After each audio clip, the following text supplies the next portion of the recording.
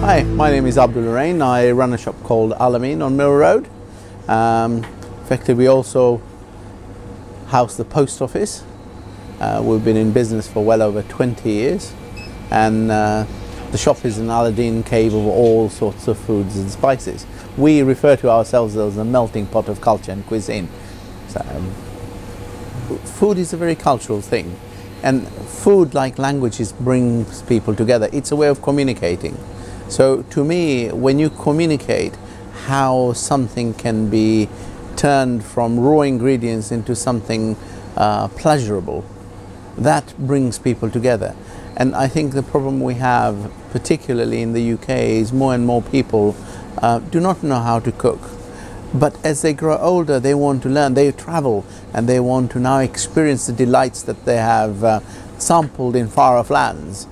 And this is where we come in, and obviously what we then try and do is try and help them on their journey. Obviously all types of fruits and vegetables.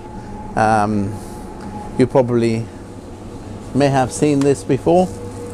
It's a wonderful fruit. It's called sitapal in Asian. It's called custard apple. Some people also refer to this as soursop, but it is from a similar family. This particular vegetable, it has amazing properties because it is able to work with those who are going through treatment for cancer. So it actually targets the chemo onto the cells. Amazing, amazing, amazing stuff. Papaya. Anyone who suffers from any type of indigestion, people who have constipation, amazing fruit. Nature's way of healing your gut. Guava, this fruit, yeah, it tastes completely different. You can eat the whole thing, including the skin, and this particular fruit has the ability to heal you.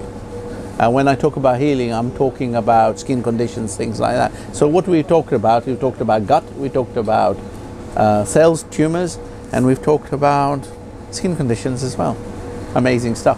Pineapple, there is something in pineapple, once again, which helps target tumor cells. So pineapple is one of the leading leading fruit that research has been carried on is pineapple, because it has an enzyme which helps the body recover quicker from chemotherapy and things like that. So obviously, most people are familiar with pomegranates. Pomegranates, once again, superfruit, good for cleansing the blood, like grapefruits. I mean, one of the things that we forget, nature provides us with our sustenance. And as things come into seasons, for instance, the summer comes and you have things like mangoes, or you have watermelon. Now, watermelon is an amazing fruit which actually cools you. So by eating it, the heat that you, the Chinese refer to it as yin and yang, but I don't think there is such a concept in the English language. But fruits either are acidic or alkaline, and when it is hot, your body becomes more acidic. And fruits like pomegranates, yes, as well as watermelon, actually brings that pH level, your body's pH level, to a more, to a balance. And that's nature's way. So this is why I think eating fruits or vegetables that are in season is nature's way of helping us with our own metabolism. These are called plantains. Plantains are a type of banana. They are banana which are either fried or cooked. Now these here are green plantains, and they would normally be cooked. So they will be treated like potatoes. Now potatoes are also something which we find in different varieties. We have these which are more like baking potatoes. Then we have Cyprus type potatoes. Now another superfruit is sweet potatoes. Here within this ray you can see the purple, the pinkish, and the white sweet potato.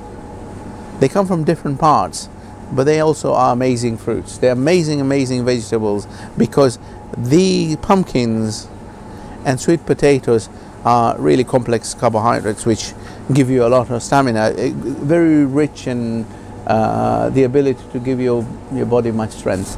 You have cassava, which is also from a root form, pumpkins and so on. So I mean, as you can see, one of the things I would always advocate is, I mean, you have one of the best type of apples, you know, Pink Lady. I like Pink Lady, but the problem we have with the way the market sends out fruits is they coat them. They coat them. Now I always advocate wash it before you eat it, because you don't really want that wax inside you. Okay, as we go down, we look at different types of vegetables. Now here, this is an aubergine. You could see another aubergine. This is what people are more familiar with. Then there is another aubergine here. Now, another aubergine. Now people treat these in different manners. I mean, one of the things that we must understand is that staple food is different for different people around the world. For instance, if you go to Russia and Poland and places like that, staple for them is potatoes. If you go into Asia, particularly China and so on, you will find rice and noodles. And then as you go into Africa, you'll find flour, mashes like maize meal or plantain, yam. These are staples. So, but what's amazing is that we take similar things, like potatoes, we eat them all around the world, and we do different things to them. Similarly with aubergine. Now, the Greeks make moussaka out of them. The Asians flour them and stuff them. The Arabs stuff them with nuts and so on. The English cut them into stews. And you see, it's the same vegetable, but different ways of treating them. Now this is an amazing fruit. It is a fruit, but it's also treated as a vegetable. It comes from the watermelon family. It is called bitter melon. Now some people refer to this as bitter gourd. It grows in different parts of the world, and people treat it differently. Now, if you were to cut this, you would find seeds inside. You don't eat the seeds, but you eat the flesh. This amazing vegetable has the ability to lower your blood sugar level. So what people would do is cut it, either slice it fine, because it's bitterish. Some people salt it or blanch it, but they would cook it with something else like meat or vegetables or things like that. The other way they would do it, once they cut it, they would empty the inside and stuff it. They would stuff it with rice, they can stuff it with all types of tomato-based paste. Is this the skin then? This is the skin, yeah. You can eat the skin, yes. I mean, normally what people do is just serrate a knife around it, so they just get rid of some of the mollusa bits. But you can eat that, yeah. Yeah. I mean, what we must realize is that a lot of those pharmaceutical drugs have come from properties like this.